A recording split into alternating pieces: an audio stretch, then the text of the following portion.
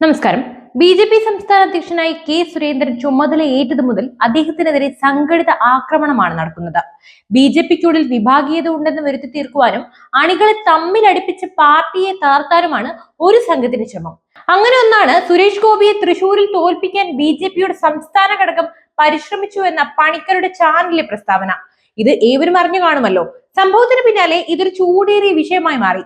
Social media ആകെ ഇളകി മറിയുന്നുമുണ്ട്. ഒരർത്ഥത്തിൽ ഇടതുപക്ഷ അനുകൂലികളായവർക്കൊക്കെ തന്നെ ഈ ഒരു വിഷയം ഏറെ ആവേശം ജനിപ്പിക്കുന്ന ഒന്നാണ്. എന്നാൽ വിദ്യാർത്ഥി യുവജന രാഷ്ട്രീയത്തിലൂടെ വിവിധ സമര പോരാട്ടങ്ങളിലൂടെ ഒറ്റയ്ക്ക് പൊരുതി വന്ന കെ സുരേന്ദ്രനെ പോലുള്ളവർക്ക് ഇത് ഒരു വിഷയമേ അല്ലെന്നും കൂടി അവരൊക്കെ ഓർക്കണം. ഇതിലും വലുത് നേരിട്ട് അതിനെ തകർത്തെറിഞ്ഞു വന്ന അദ്ദേഹത്തെ പോലൊരാൾക്ക് ഈ ഒരു വിഷയം ഒന്നുമേ അല്ല. ആദ്യം സംഭവം വിവരിക്കാം. സുരേഷ് ഗോപിയുടെ വിജയത്തെ സംബന്ധിച്ച് സംസ്ഥാന ബി.ജെ.പി. നേതൃത്വത്തെ വിമർശിച്ചുകൊണ്ടുള്ള പണിക്കരുടെ വാദത്തിന് പിന്നാലെ ചാനൽ ചർച്ചയിൽ പങ്കെടുക്കുന്ന പണിക്കർ ആക്ര നിരീക്ഷകനും കള്ളപ്പണിക്കാരനുമെന്നായിരുന്നു കെ സുരേന്ദ്രൻ പറഞ്ഞത്. ഇതിന് പിന്നാലെ ഉള്ളിയുടെ ചിത്രത്തിനൊപ്പം ഫേസ്ബുക്കിലിട്ട കുറിപ്പിൽ കെ സുരേന്ദ്രന്റെ മറുപടിയുമായി ശ്രീജിത്ത് പണിക്കർ രംഗത്തെത്തി. ശ്രീജിത്ത് പണിക്കർക്കെതിരെയുള്ള കെ സുരേന്ദ്രന്റെ വിമർശന വീഡിയോ സോഷ്യൽ മീഡിയകളിൽ വൈറലായതിനു പിന്നാലെയാണ് ഈ സംഭവം പരക്കെ ചർച്ചയാകുന്നത്. എന്തു തന്നെയായാലും ശ്രീജിത്ത് പണിക്കർ യാതൊരു മര്യാദയും പക്വതയും ഇല്ലാതെയാണ് സോഷ്യൽ മീഡിയയിൽ അത്തരത്തിലൊരു പോസ്റ്റ് ഇട്ടത്. പ്രധാനമന്ത്രി നരേന്ദ്രമോദി വളർന്നു വന്ന അതേ സാഹചര്യത്തിൽ സകലതും നേരിട്ട് ഉയർന്നു വന്ന ആളാണ് സുരേന്ദ്രനും. അതുപോലെ തന്നെ വേട്ടയാടപ്പെട്ട് തന്റെ മുമ്പിൽ വന്ന പ്രതിസന്ധികളെയൊക്കെ തരണം ചെയ്ത് മുന്നേറിയ വ്യക്തി. വിദ്യാർത്ഥി യുവജന രാഷ്ട്രീയത്തിലൂടെ ത്യാഗോജല സമര പോരാട്ടങ്ങളിലൂടെയൊക്കെ വളരെയേറെ പോരാടിക്കൊണ്ടാണ് ബി.ജെ.പി. സംസ്ഥാന പ്രസിഡന്റ് എന്ന പദവിയിലേക്ക് സുരേന്ദ്രൻ എത്തിച്ചേരുന്നത്. 40 വർഷമായി ആ പോരാട്ടം തുടരുകയാണ്. ഒരിക്കലും മറ്റ് പാർട്ടികളുടെ രീതിയല്ല ബി.ജെ.പിയിലുള്ളത്. അത് ആദ്യം ഓർക്കണം. കാരണം ഉത്തരവാദിത്തമാണ് ബി.ജെ.പിയിലേക്ക് വരുമ്പോൾ. ബി.ജെ.പി. നേതാക്കന്മാരും പ്രവർത്തകരും തമ്മിൽ ഒരു കുടുംബം പോലെയാണുള്ളത്. ഓരോ ചുമതലക്കാരും തങ്ങളുടെ ഉത്തരവാദിത്തം ഭംഗിയായി വിജയിപ്പിക്കാനുള്ള ശ്രമമാണ് നടത്തുക. ബി.ജെ.പിയോടുള്ള കേരളത്തിലെ പ്രതിച്ഛായ പാടെ മാറ്റിയതിന് ഒരേ ഒരു കാരണക്കാരനേ ഉള്ളൂ. അത് സുരേന്ദ്രൻ തന്നെയാണ്. കാരണം ഒരു 10 വർഷം മുമ്പുള്ള അവസ്ഥയല്ല ഇന്നുള്ളത്.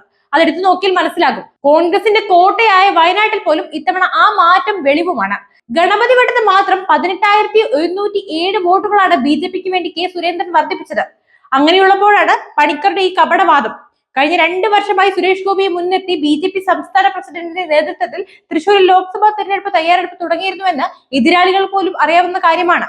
നരേന്ദ്രമോദിജി പങ്കെടുത്ത ലക്ഷക്കണക്കിന് സ്ത്രീകൾ പങ്കെടുത്ത പരിപാടിയും യുവാക്കൾ പങ്കെടുത്ത പരിപാടിയും കെ സുരേന്ദ്രന്റെ നേതൃപാഠവുമായിരുന്നുവെന്ന് അന്ന് മാധ്യമങ്ങൾ പോലും റിപ്പോർട്ട് ചെയ്തിരുന്നു. സംസ്ഥാന അധ്യക്ഷനും ടീമും സംസ്ഥാനത്ത് മുഴുവൻ മുന്നേറാൻ ശ്രമിക്കും. ജില്ലാ മണ്ഡലം ടീമാവട്ടെ അവർ അവരുടെ ചുമതല നിർവഹിക്കും. 20% വോട്ടും ഒരു സീറ്റിൽ വിജയവും മറ്റ് 2 സീറ്റിൽ ചെറിയ വോട്ടിന്റെ പരാജയവും നിരവധി മണ്ഡലങ്ങളിലെ വൻ മുന്നേറ്റങ്ങളും സംസ്ഥാന ബി.ജെ.പിക്ക് കരുത്തു പകരുന്നതാണ്. അതിനെ കുറച്ചു കാണിക്കാനുള്ള ശ്രമമാണ് ചാനലിൽ നടക്കുന്നത്. യാതൊരു മര്യാദയും പക്വതയും ഇല്ലാത്തവരാണ് താനെന്ന് പണിക്കർ സോഷ്യൽ മീഡിയയിലൂടെ സ്വയം വ്യക്തമാക്കിയിരിക്കുന്നു. ചാനൽ ചർച്ചയിൽ പങ്കെടുക്കുന്ന പണിക്കർ ആക്ര നിരീക്ഷകരും കള്ളപ്പണിക്കാരനും എന്നായിരുന്നു കെ സുരേന്ദ്രൻ പറഞ്ഞത്. അതിനെ സാധൂകരിക്കുന്ന പ്രകടനവും പണിക്കർ നടത്തി കഴിഞ്ഞു. അതിനപ്പുറം മറ്റെന്തു വേണം? എന്തായാലും സുരേന്ദ്രനെ പിന്തുണച്ചുകൊണ്ട് ഒട്ടേറെ പേർ രംഗത്തെത്തിയിട്ടുണ്ട്.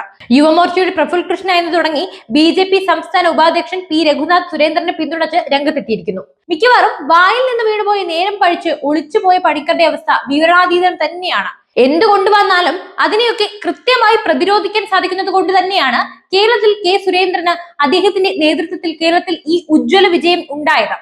അതിനാൽ പണിക്കരുടെ വാദം പണ്ടേ തള്ളിപ്പോയതാണ്.